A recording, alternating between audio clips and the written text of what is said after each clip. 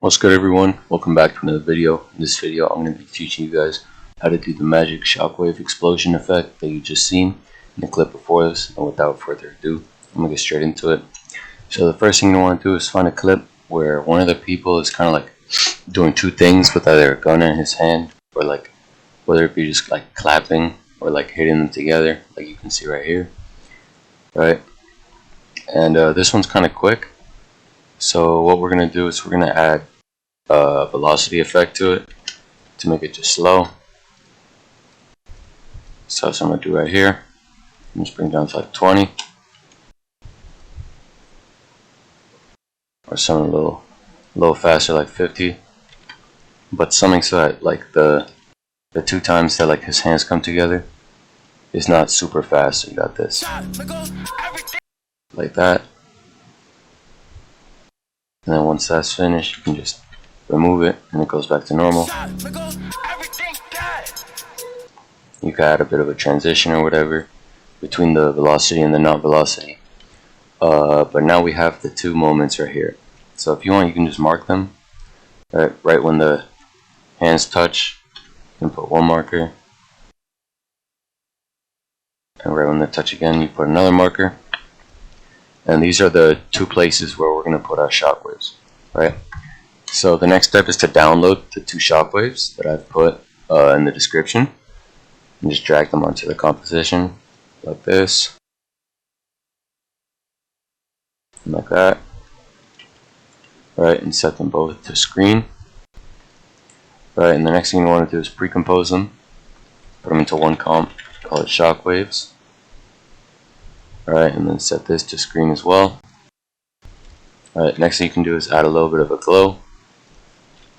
Right, decrease that, but like make the radius a bit higher. And now you have these two shockwaves. If it's a bit too big, you can hit S when you have the layer selected. And just bring the scale down a little bit.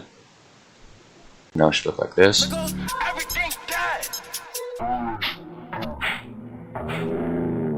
But if you see it like coming outside of the layer thing, you can come in here, hit both of these and hit Control Alt F because the layers are in 4K. And then come back here, hit Control Alt F, and then you should have that, a regular size shockwave. So you want to drag like the first frame where you see this little green thing, bring it right to where the two hands connect. Boom. And as you can see, these things last like a long time. Like it goes on for a couple seconds. And that's a bit too long for us. So what you can do is add another velocity effect. Alright. Come here. I like to use Twixtor because for me it's the easiest. And then just take the frame number and bring it right before the next one. And just move it forward until it's completely out. Then you can cut it and pre-compose it one last time. And here's our shockwave. Alright, set it to add or screen, whichever one you like. And so now we have this. You can duplicate this layer, drag it over here, and just move it to where they connect the second time. Now it should look something like this.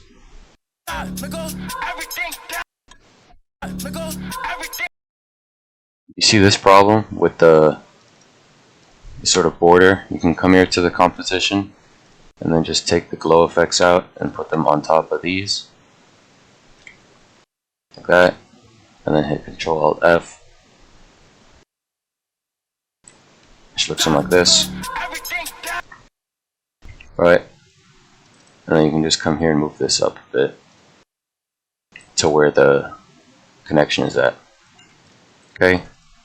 And lastly, you can pre-compose these two one last time. And just name it like two shockwaves. And set it to screen.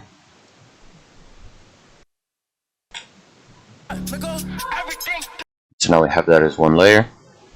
And the next thing you want to do is create a little adjustment layer right over your velocity adjustment layer, whatever, as long as it's right under these two shockwaves.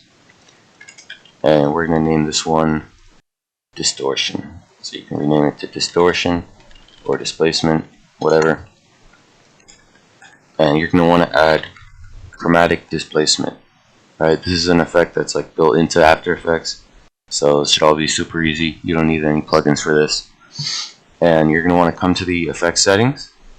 Or actually, I lied. This is part of Red Giant VFX. You can find this plugin in my Discord server, which will be linked in the description. And so you're going to want to come here, hit Displacement Layer, and set this to the shockwaves. We can turn off the shockwave visibility for now. And as you can see, there's nothing yet, because we haven't tweaked the settings yet. So you're going to want to start by bringing up the displace amount to something like this. And as you can see, we set this to full. There's a bit of like displacement that kind of follows the texture of what we put. And you can just combine this with soften displace, displace amount, displace spread, and you can decide whether you want like RGB through spread chroma tint and stuff, and really just play around with these settings until you find something you like. And you can turn the layers back on, and as you can see, it adds like that realistic look to it because it has a displacement in the background.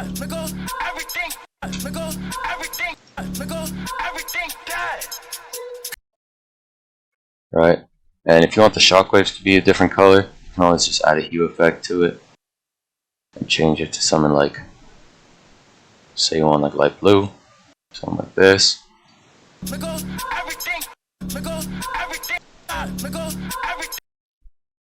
Back a bit.